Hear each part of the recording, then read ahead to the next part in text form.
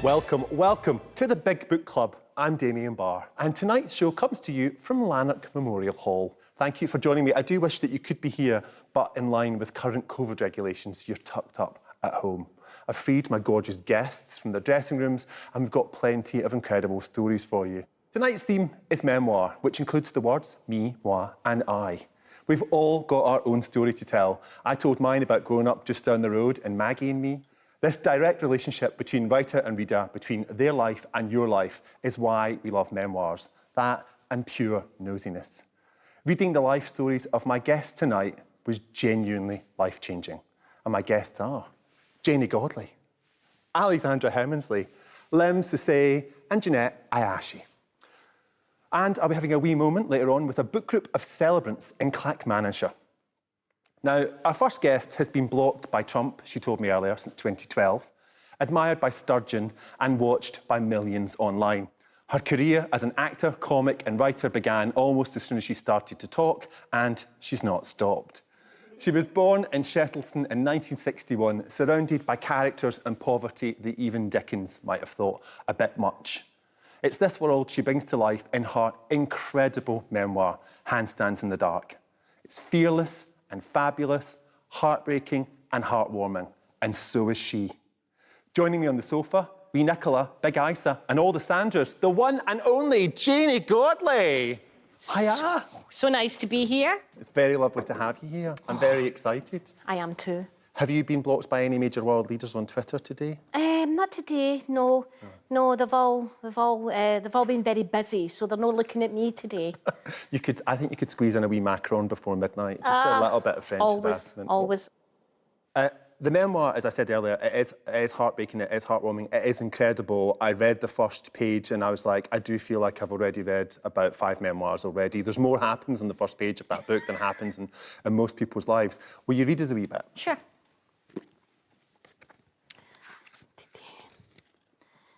Far away, I could hear my mammy's voice singing. My palms were sore from small hard biscuit crumbs on our kitchen floor digging into the skin, but my legs still leaned against the wall. I liked doing handstands. I loved the world upside down. It made me dizzy, but I liked that feeling. The ceiling was marked with grease and smoke stains. The washing hanging from the ceiling pulley looked like ghosts were wearing the clothes. Woolly hand-knitted jumpers stood straight up with their arms outstretched, but they had no hands or heads. Maybe my secrets and sore bits would disappear if I were to stay like this. My big sister Anne pinched me on the knee. Janey, turn the right way up, eh? Not yet. Sometimes I would only talk upside down.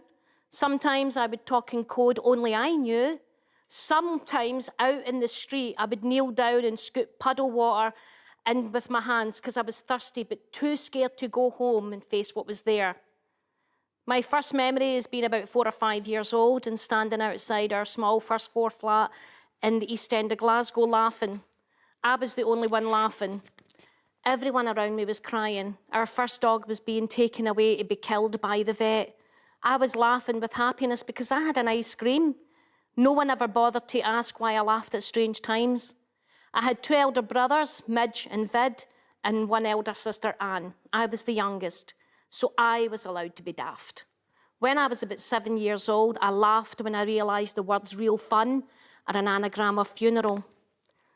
The 6 of us lived in the small 2-bedroom flat at the corner of Kenmore Street in the middle level of a 3-storey grey stone building in the heart of an industrial area called Shettleston, whose only claim to fame was it was the least healthy place to live in the whole of Scotland. An average man's life expectancy was 10 years less if he'd been born and remained in Shettleston. The area was a mixture of big brown tenements and grey stone buildings, all mostly ingrained with a layer of black soot at that time, the 1960s. It takes us right back there, which obviously it must have done for you writing it, and we'll talk about that in a bit.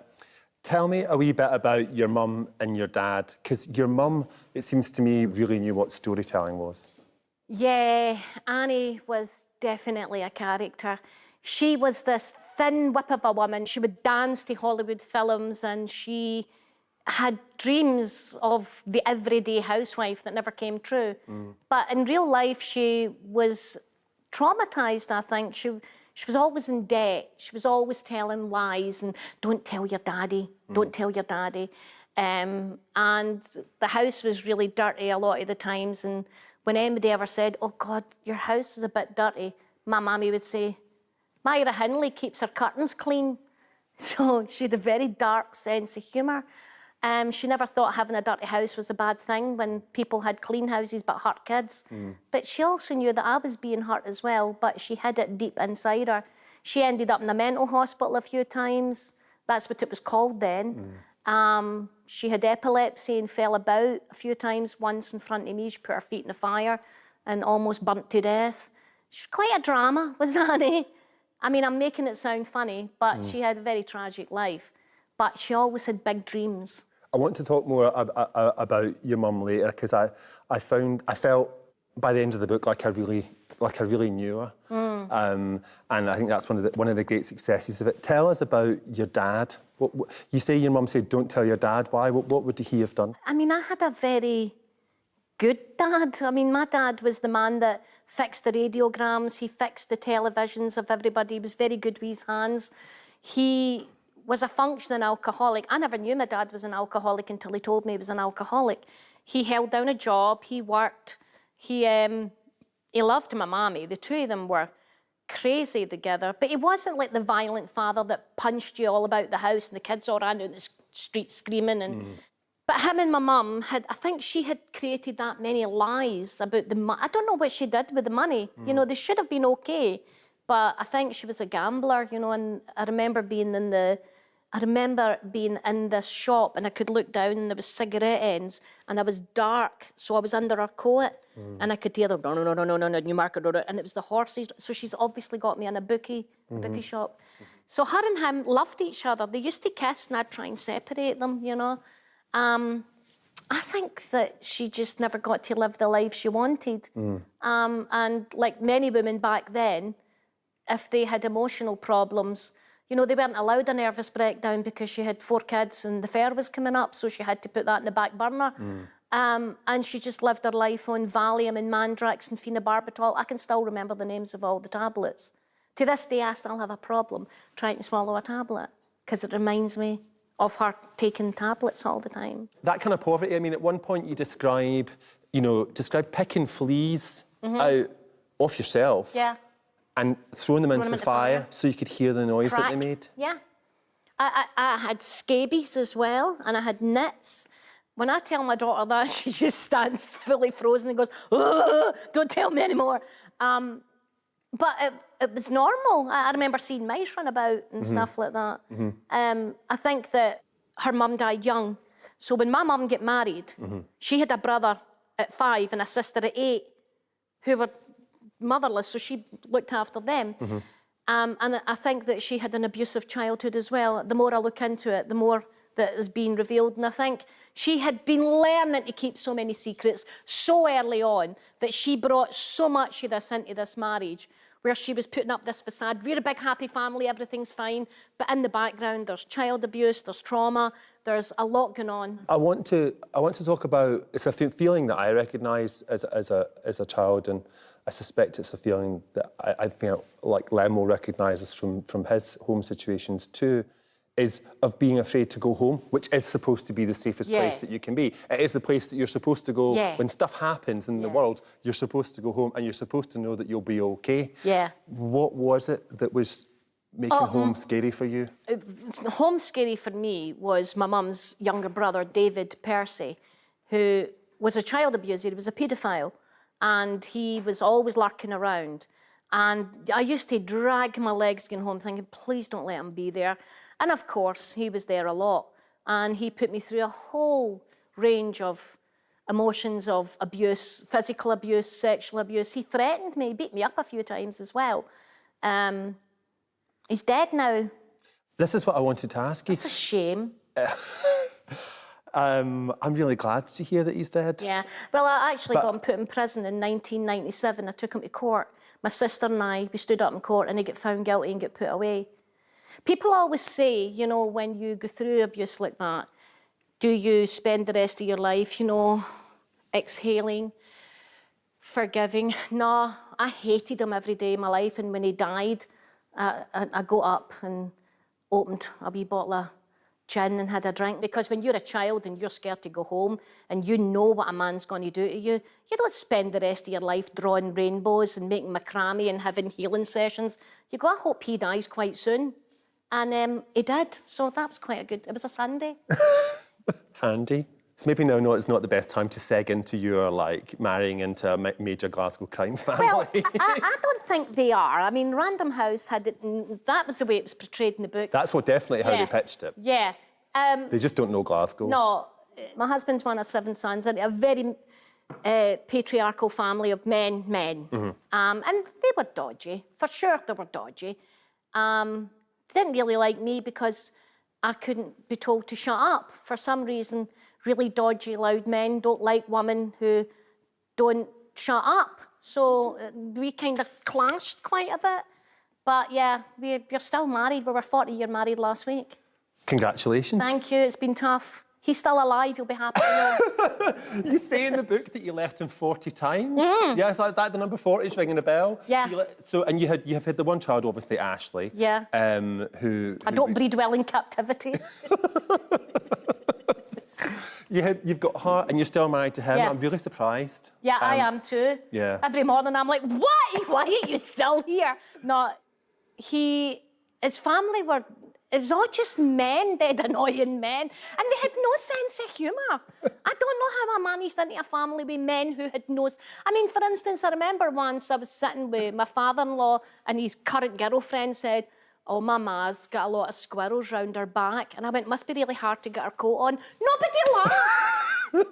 What's up with this family? That was a good joke. They're all like, you're very weird. I'm like, yeah, I don't have a gun in the fridge. The thing that happened to you early on that is the reason, you know, the start of the journey that brought you here today is that you got good attention from a teacher and from people for telling stories. What you realised was, actually, this is quite nice when people pay attention to me, and you got into that. Miss Miller, she was called, Thorntree Primary School. And I remember once I did this drawing of the dark mornings for the Sunday Post, and I won the prize. And the prize was an encyclopedia that was presented to the school.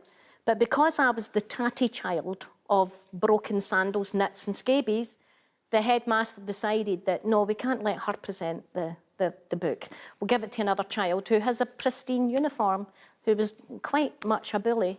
But anyway, he had a nice tie. So I remember Miss Miller taking me into the headmaster's office. And, you know, this is the 60s. She's a single woman. She's up against the patriarchy here. It's a big man standing there, big voice like this is all I remember. And she said, well, she did the drawing.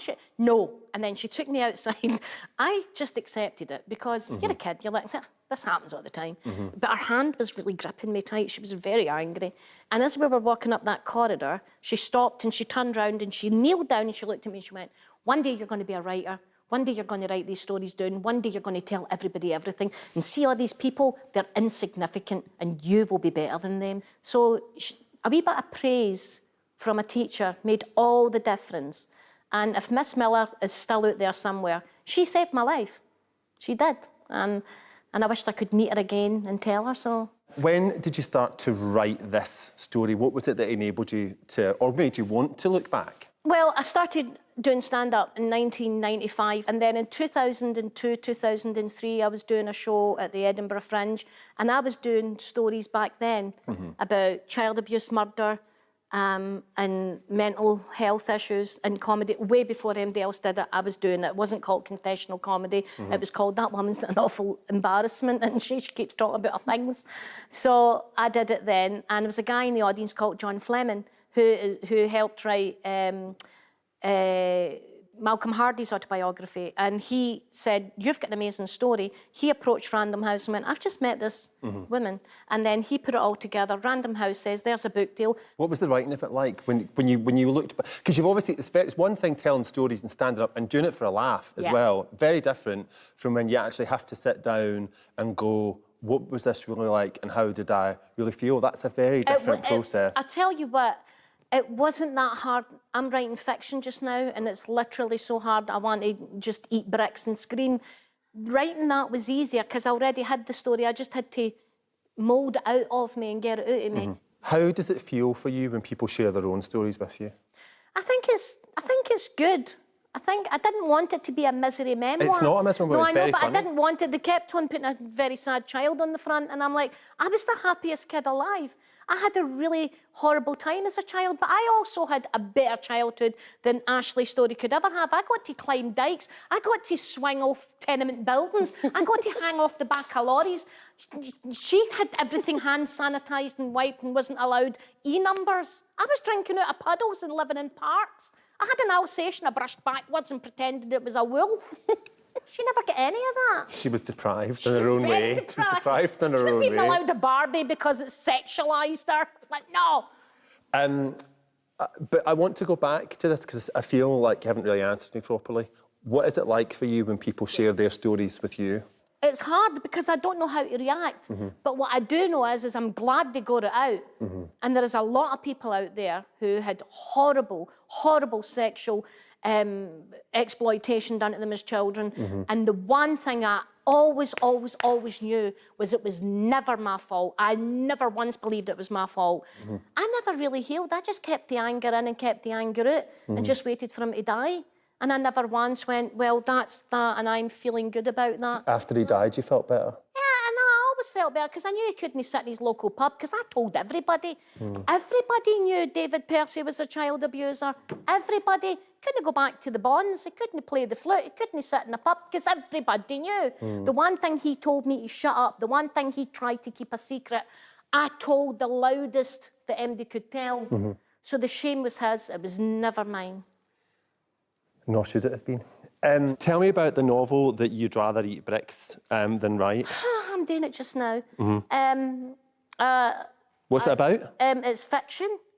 We've got that much. We've got that far. Is it fictional that you're writing it, or is it fiction that you're writing? Which is it? Which is it? It's been really hard trying to write it during lockdown because I can't focus because I've got a sausage dog tap dance and I've got my husband going, oh, who wants to see what lamps have changed in the house? Like, we don't know. Ashley talking in the background, people on Twitter, and I'm like, I can't focus, so I'm trying to get through it. Right. It's set in 2 time zones. It's set in the 1970s and it's set in today. That's all I can tell you. Set in Glasgow? Yep.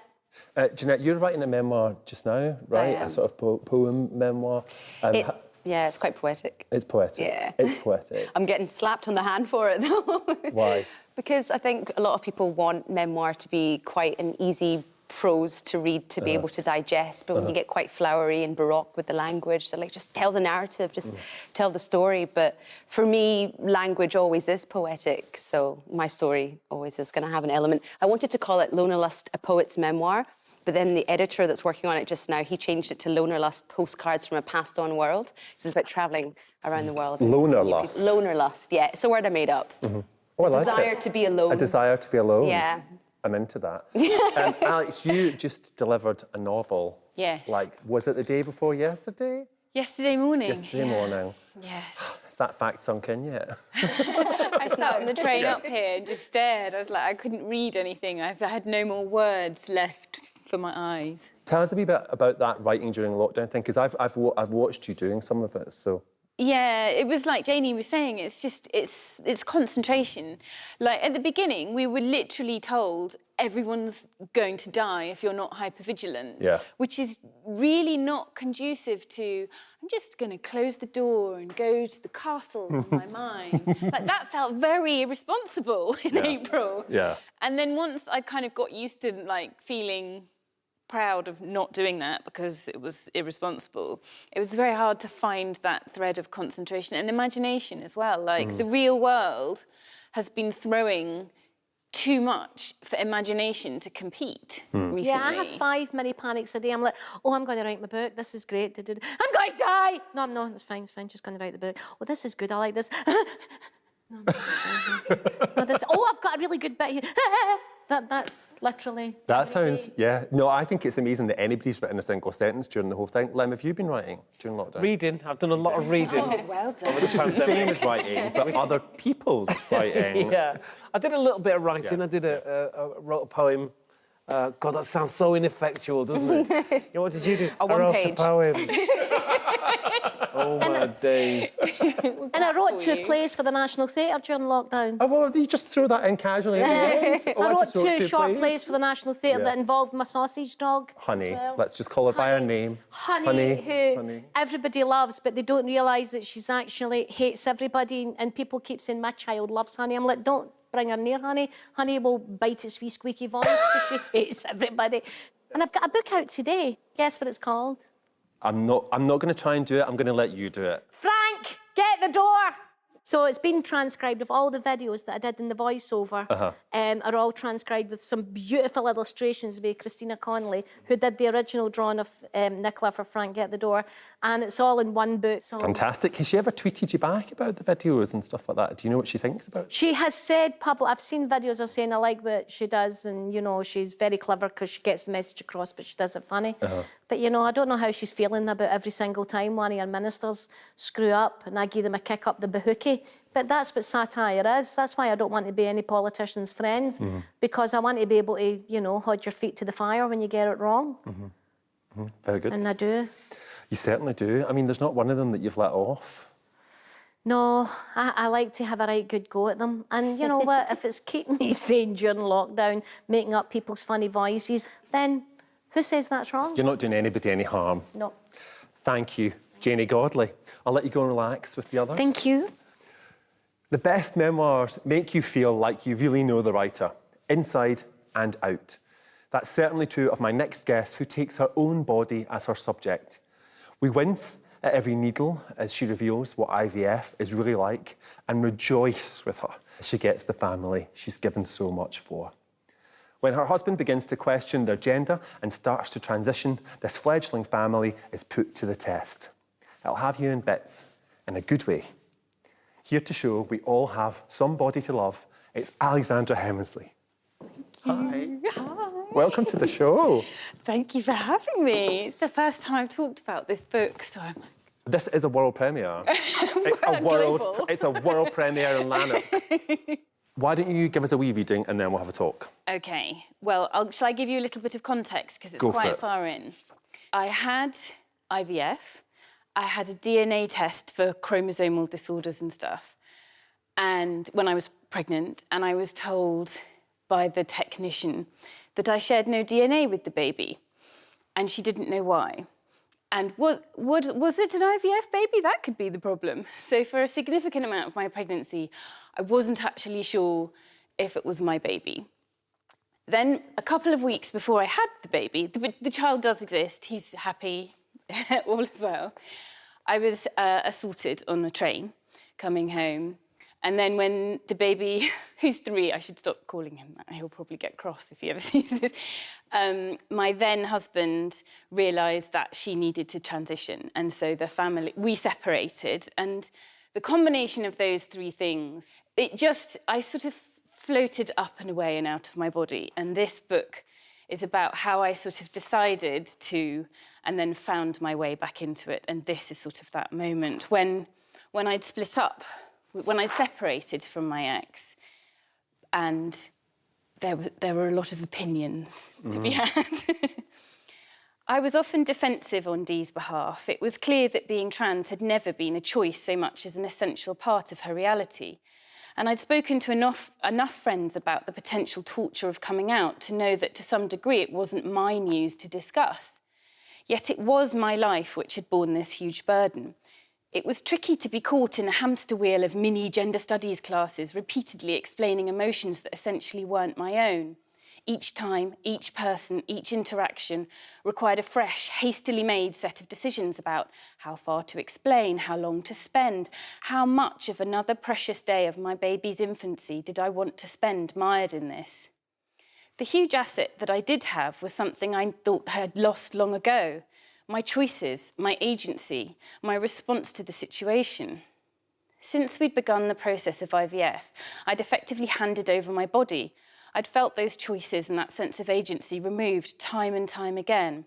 Just as I had sat behind a breast pump or in a courtroom or watched with trepidation as my husband had tried to express feelings that none of us really have the adequate language for yet. Each time I'd felt myself experiencing things as a bystander rather than a participant. Each time I'd felt my part in the story brushed away as the bigger players in the narrative made their moves. And each time, the narrative had not quite reflected my truth as I wandered groggily in a maze of half-truths and medical mishaps and outright lies, gripping onto reality by my fingernails, unsure by now what was up and what was down. And now I had the biggest choice of all, how I was going to react. My response would become my story. There we go. And it has. It has, yes. And yeah, I'm fine. I want to start off by being very clear and fair. I mean, we're friends. I've known you for a long time. Yes. Very disappointed that I don't appear in the book. Obviously, that's devastating for me. But having known you for a long time, and for all the people who follow you on social media, what's incredible about this book is how much more there is. You know, I learned stuff about you and about the experience of IVF and about transitioning, so much stuff that I just didn't know reading it. And I wondered why it was easier for you to write about it than it was for you to talk about it or share it in other ways. I've got a sort of micro rule with social media to sort of don't write breaking news. Like, I don't mind talking about personal stuff, but I don't like talking about it while it's happening. I don't trust my own ability to moderate myself in those instances, of which there were a few. So I didn't say anything that had gone on for 6 months, and then I just did a post on my son's first birthday. And I took the same drugs in that IVF that my co-parent takes today. And I did that to have the life that I felt best suited me and was best and most sort of appropriate to how I saw myself and wanted to live. So when 2 years later I saw that in her, it was very difficult for me to go, oh, well, I mean, that's absolutely outrageous. I can't believe that, because I'd sort of done something that seemed to me to be so adjacent so recently that it really informed my sort of recovery from the hellhole I was in. I think that people hearing your story and reading it might be expecting, or I think have been led by the very toxic culture that we live in, to be hoping for or expecting a ta-da moment, you know, of sort of somehow, you know, betrayal or, you know, secrets uncovered or whatever. But that moment doesn't come, and it's a very gradual change, both for you and for her. Well, I think it would have been impossible for me to have written a moment that didn't happen. And I think that is a moment that people want to have happened because of how trans people and their families have persistently and consistently been portrayed in the media. I can remember getting an edit back, and it was a real breakthrough moment for me, because my editor said to me, I don't get it, like, when was the moment? And it's like, you know, that doesn't happen, that I didn't put on a pair of jeans and find a pair of knickers that wasn't mine falling down the bottom of them. It's witnessing someone who you're closest to in the world having a profound mental health crisis. The family that you describe in the book, and the family that I know, is just full of love, just full of love. And the book is very generous, and it shows us new ways to have families. But you do talk in the book about there are people who want you to be angrier than you are. Any divorce, I think, makes the people around do a sort of internal inventory, like, what did I miss? Could it be happening in my relationship? And I sensed that around some people, like, they were, you know, what were the signs? You know, can I check for me? And I think that also part of it was that people who had preconceived ideas about what a trans person or what a trans person, and the idea that needing to transition could be a decision that you would take. Why has he decided that now? It wasn't a decision. It was like watching metal buckle and fracture under the weight of society's expectations. It was very, very clear to me that it wasn't like, well, I think now's the time, guys. Yeah, it's not like trying on a new outfit. So, yeah, so I didn't want to bear the victimhood that some people wanted to put on me. Tell me a bit more about the process of writing it, because you're really very close to these events. This is, so, Janey and Lem are both writing about stuff that's a long time ago. Jeanette, I guess you're writing about stuff that's a wee bit more recent, but this is, this is fresh. The paint is not dry. Well, most of it, the showstopper, the triple disaster bit was very fresh, and I felt too fresh. Well, I guess some of the days when I wrote 3 words and just cried, too fresh. But actually, it felt like it was part of the process. What's the question that you're hoping people are going to ask you about this book when you go out and talk about it? Because this is your first time talking about it. So what's the question when you go out into the world that you hope you get asked? Oh, my goodness. It's not a question, but it's already started to appear in my inbox, which is, I think the same thing's happening to me. And I have said to people, you probably think this is going to be the worst thing that's ever happened to you, but I'm pretty sure that you will come out feeling like you've walked through fire and you will learn depths you didn't know you had.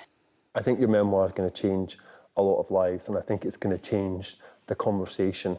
And I'm really glad that you wrote it. So thank you, Alex. Thank you for having me. Thank you, my pleasure.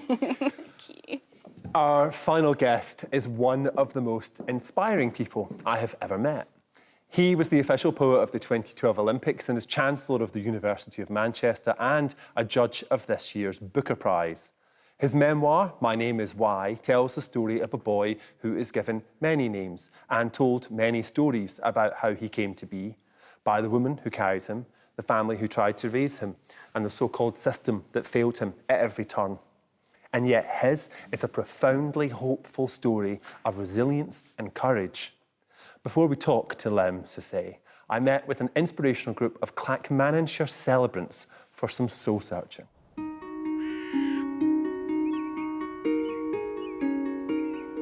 I'm in Clackmannanshire to meet a group of celebrants who are brought together by their shared love of stories. But before I meet them, I'm going to meet the group's founder, Lindy. Hello, good morning. Nice to see you. Live long and prosper. Yeah, in these times, that's the best we can hope for. Yeah. So what is it that a celebrant does?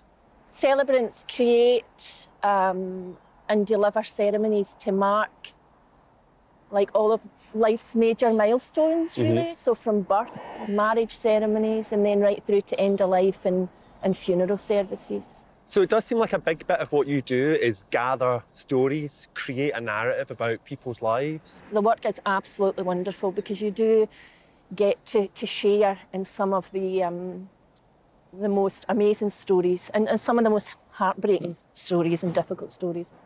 So tell me about your book group. Where we get together every 4 to 6 weeks, different person chooses a book, usually around about something to do with our work, and then we read it and we come together. At the moment, obviously, it's virtually, and we just talk about the book and read wee passages maybe from the book, and it's great. It's a great way of us kind of growing and learning and sharing together.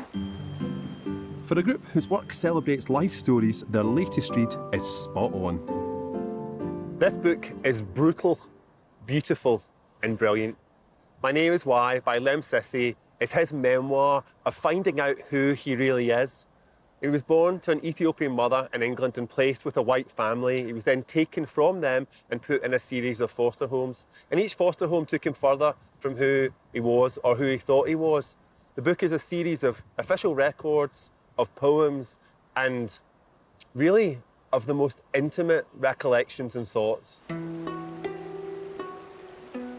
It's about someone who has overcome unimaginable challenges in his childhood, and it's a book that needs to be shared.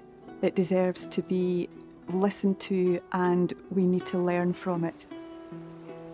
It's really Lem's personality and his creative kind of journey, I think, ultimately, that make it an uplifting and life-affirming read. If you're looking for a book that is powerful, moving, thought-provoking, it's going to bring you to tears and make you want to punch somebody, then this is the book for you. Hi, everybody. Hi there. Hello. Hiya. Thanks for having me. I find these tabs thrilling and terrifying. What are they?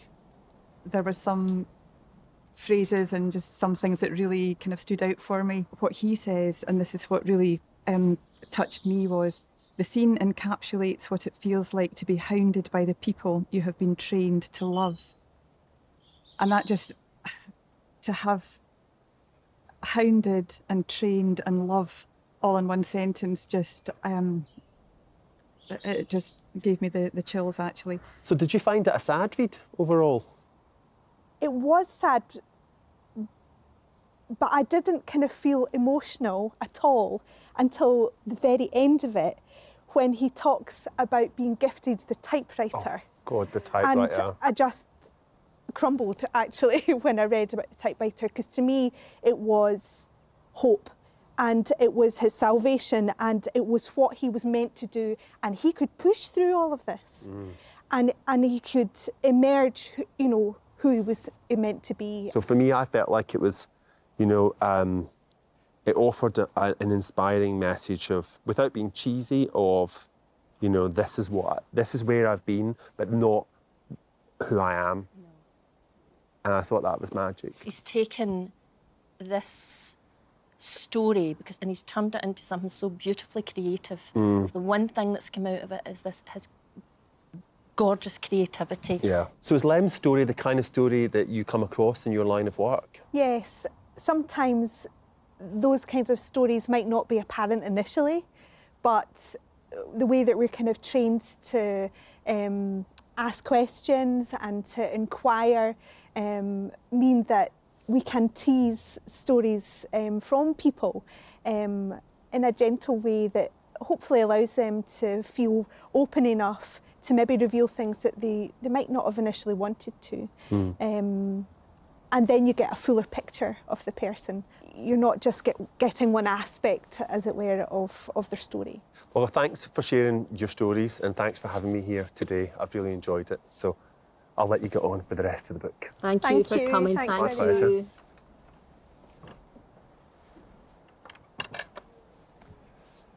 It's tempting to commit bigamy just so that they could do the ceremony. They're absolutely brilliant. It was an amazing way to spend the morning talking about life stories with people whose work is other people's life stories.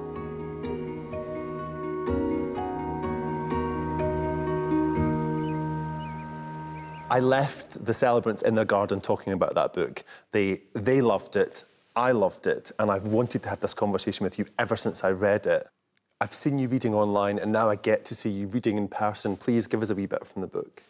I don't know if anybody else here has got a preface, but you don't use the word preface anywhere else, do you? No. You don't say, I'm going out with my mates, but let's have a preface at our place first, and we'll have a couple of drinks there, and then we'll go out. We'll have a preface. But when you get to a book, you have a preface, and you think that's normal. It's not. Preface. At 14, I tattooed the initials of what I thought was my name into my hand. The tattoo is still there, but it wasn't my name. It's a reminder that I've been somewhere that I should never have been, and I was not who I thought I was. The authority knew it, but I didn't. The authority had been writing reports about me from the day I was born.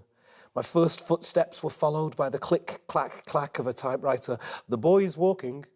My first words were recorded, click, clack, clack. The boy has learned to talk. Fingers were poised above a typewriter, waiting for whatever happened next. The boy is adapting. And paper zipped from typewriters and into files, and the files slipped into folders under the S section of a tall metal filing cabinet. For 18 years, this process repeated over and over again. Click, clack, clack. Secret meetings were held. The folders were taken out and placed on tables, surrounded by men and women from the authority. Decisions were made. Put him here. Put him there. Shall we try drugs? Try this. Try that. After 18 years of experimentation, the authority threw me out. It locked the doors securely behind me and hid the files in a data company called the Iron Mountain. It was 1984. So I wrote to the authority and I hand-delivered the letter.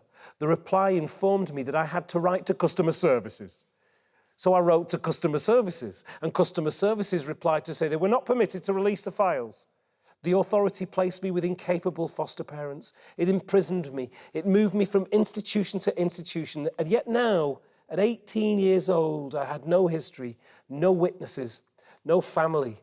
In 2015, following a 30-year campaign to get my records, the chief executive of Wigan Council, Donna Hall, wrote me a letter. She had them.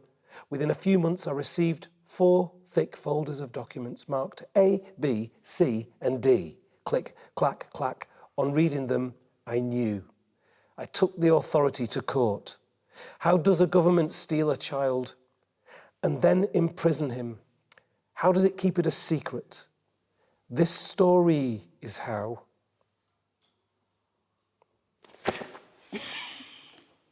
I want to go back to the beginning of the story of how you became placed with the family that you were fostered with. So your mother is Ethiopian, and she found herself in the UK studying and pregnant and in need of help. She came here to study like a Scottish student might go to America. Yeah.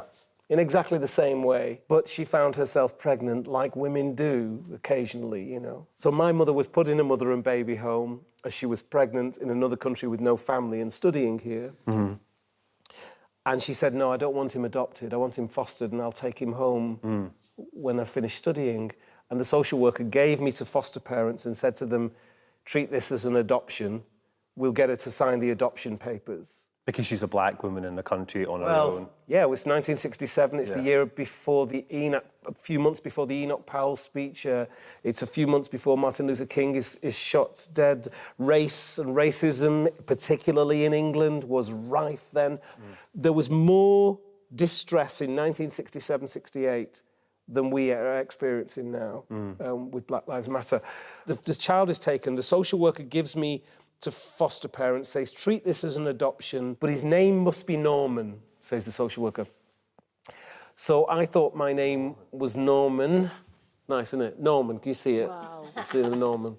So I thought my name was Norman, and my foster parents wanted to call me Mark after Mark in the Bible. So I thought my name was Norman, and then Mark, and the last name, Greenwood. That was my name. Can you still see those letters? So I have N there, you can just barely see it, but it's there, N and then G.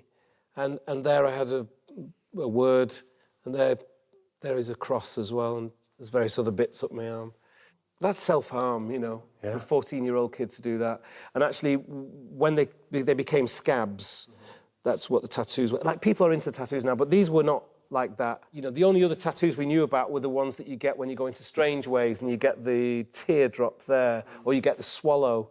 See, all of us in care, all the kids in the children's homes, became aware of the other institutions, and the other institutions were prisons, remand centres, detention centres. This is the future that I think had been mapped for you at a certain point, but I want to just come back a wee minute to those parents who fostered you, understanding that they were going to get to adopt you. Yeah, and they were very religious. They were very religious. Very religious. And I've got to say that, you know, if a parent believes in a religion, believes in a faith, I don't think there's anything wrong with them passing that on to their children. I may not have the same faith, but I believe in people who believe. So I just want to share that with you. They may have been naive. So they took me, David and Catherine were my mum and dad, and they said, we're your mum and dad forever. They taught me how to say mum and dad, obviously. I loved my life with them. I loved the church. I loved my brother and my sister. And then they had another child called Helen. And then I was a recurring problem. I was a problem. I wasn't right. There was something wrong with me. There had to be, see.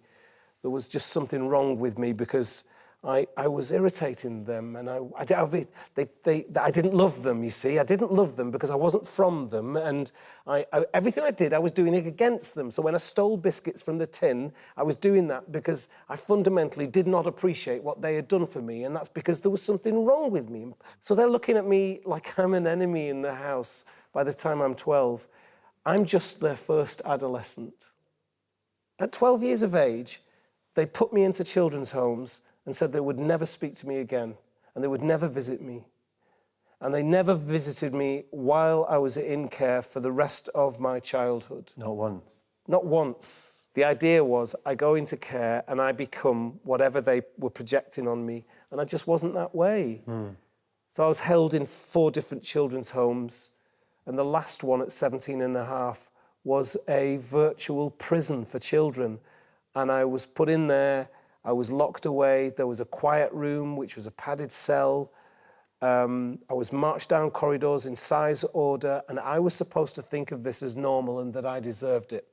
When I left the care system at 18, I didn't know anybody who knew me for longer than a year because I'd lived in 4 different children's homes.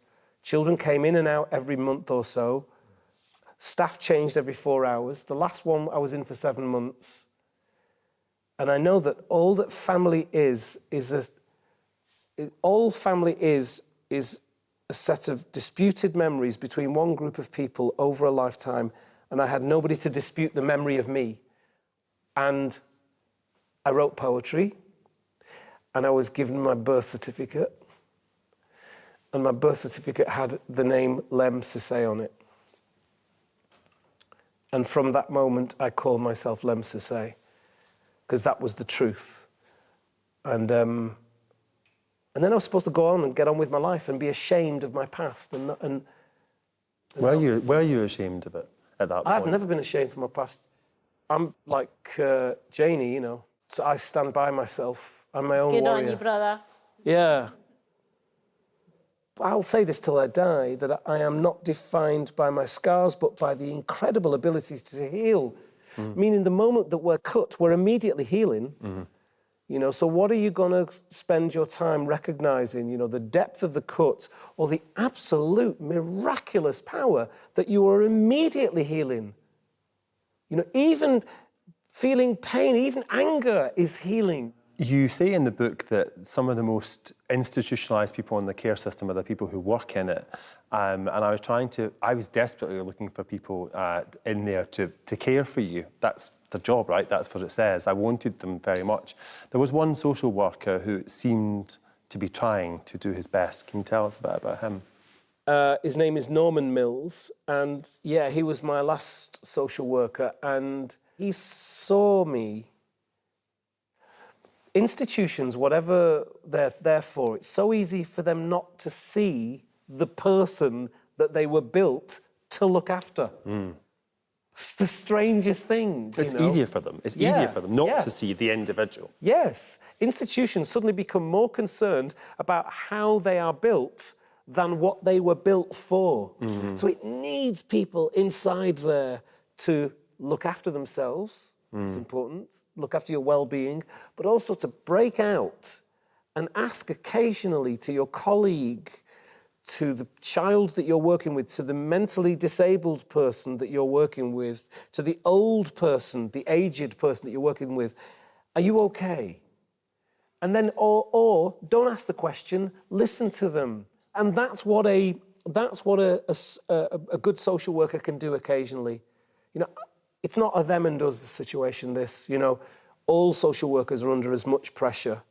At the end of the book, I was incredibly moved by a random act of kindness that happens to you, which is that somebody gives you a black Olivetti typewriter.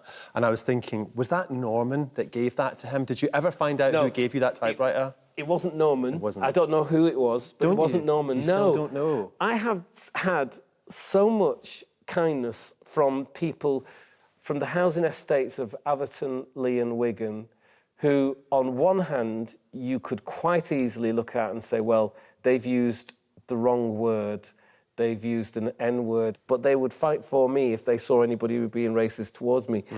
Life is quite complex, you know. And beautiful in its complexity. So who left the typewriter, I don't know, but it symbolises random acts of kindness from people who would stand up for me and maybe not understand some of the nuances of our wokeness today, but who would actually fight physically to protect me. You mentioned poetry earlier, and you have a sort of poem runs all the way through the book at the beginning of each. Yeah, I have a little verse. Each chapter, and I read them all together again at the end. I read them at the start, and then I read them all together again at the end. I know. And I just want to know when you describe poetry in the book as a light. When and how did it come into your life? Because this is not a poetic environment. I want to be able to give you an answer that says, for example, my foster father taught me about the Bible, which he did, and I read the Bible a lot, and I understood metaphor was really a big deal, and symbolism, etc. It sounds like a great narrative, that doesn't it? It makes sense, but I just don't know, Damien, why I was a poet, how I became a poet. I just knew at 12 years of age, when I went into children's homes, I wrote poetry just for myself, and the feeling that I got when I wrote was one of completeness. I thought, oh, I see myself here. And I formed a relationship with the action of writing, not with an audience, not with performance, which I'd love. Mm-hmm. Oh my God, I love it. But actually with that moment of creating something that wasn't there in the world before. And once it's created, it's never the same. I can tell you this, that at 21 years of age, 3 years after leaving the children's homes, the Guardian newspaper said Lem Sissay has success written all over his forehead. And I knew that was dangerous for me because all I wanted to do was find my family, and I had nobody. So the moment I was recognised for doing something, which was my first proper book of poetry, I also recognised that I had nobody. So by seeing me, you were simply showing me what I didn't have. I had a book of poetry, and I had nobody who'd known me for longer than 2 years to say, well done, Lem. And I had to live with that. So I knew that I had to find my family. Well, I have been asking you all the questions, and we've got a question from the book group, from the Celebrants. So they wanted to ask you, this is from Gillian in the Celebrants book group, where do you think your strength of character comes from? My strength of character. I don't know. That's such an awkward question, isn't it? It's a bit like asking you why you're so attractive. Yes. Yeah. Yes. What makes you so attractive? Yes. Well, I've got to say, though, that I don't think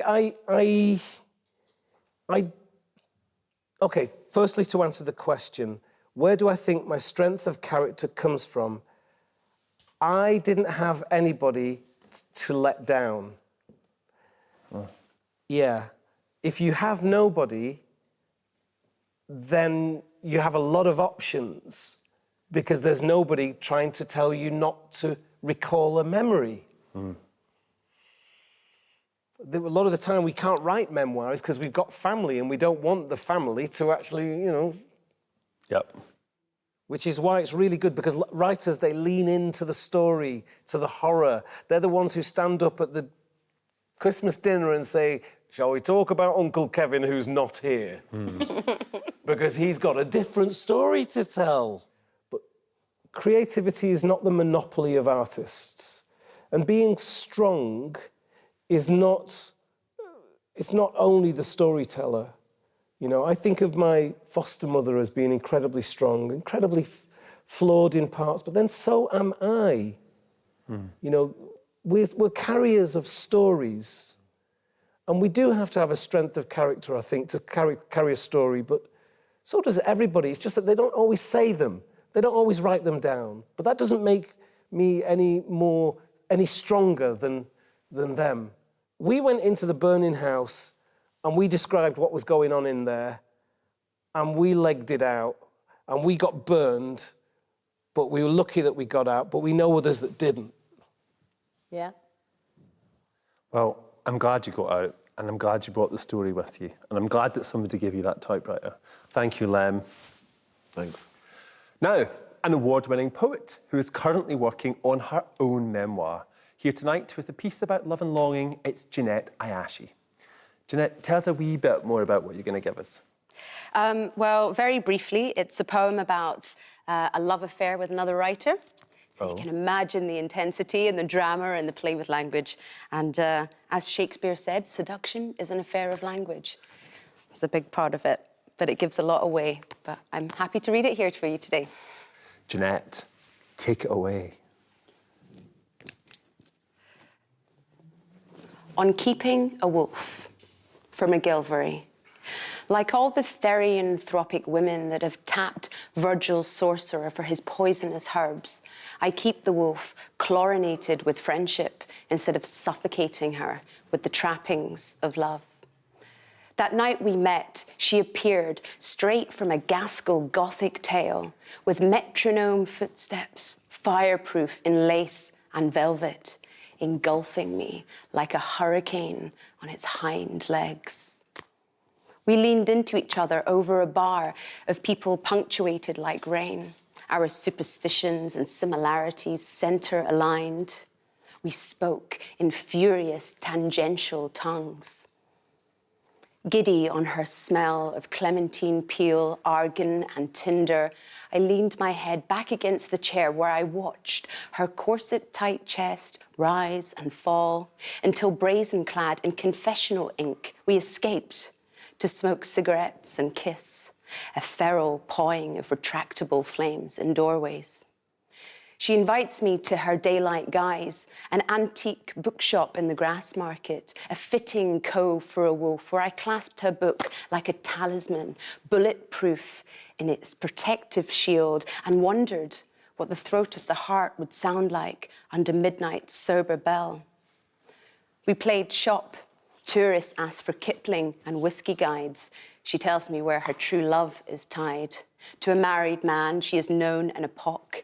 She grins a charge of stockings and lost boys, her eyes plutonian dark, as black as my mornings, those last 30 days, where grey-haired women walked dogs, picked dandelions, tossed sticks across the river of Leith.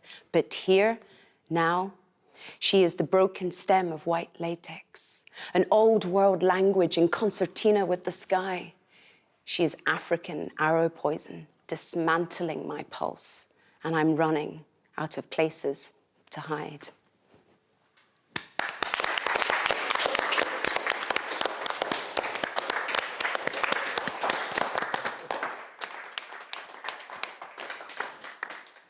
That's it for tonight. So thank you to the Celebrants Book Group of Clackmannanshire and to my guests, Jeanette Ayashi, Janey Godley, Alexandra Heminsley and Lim Sussay. Next week, I'll be joined by Harry Josephine Giles, Kirsty Logan, Gavin Francis and Neil Gaiman. Until next time, happy reading.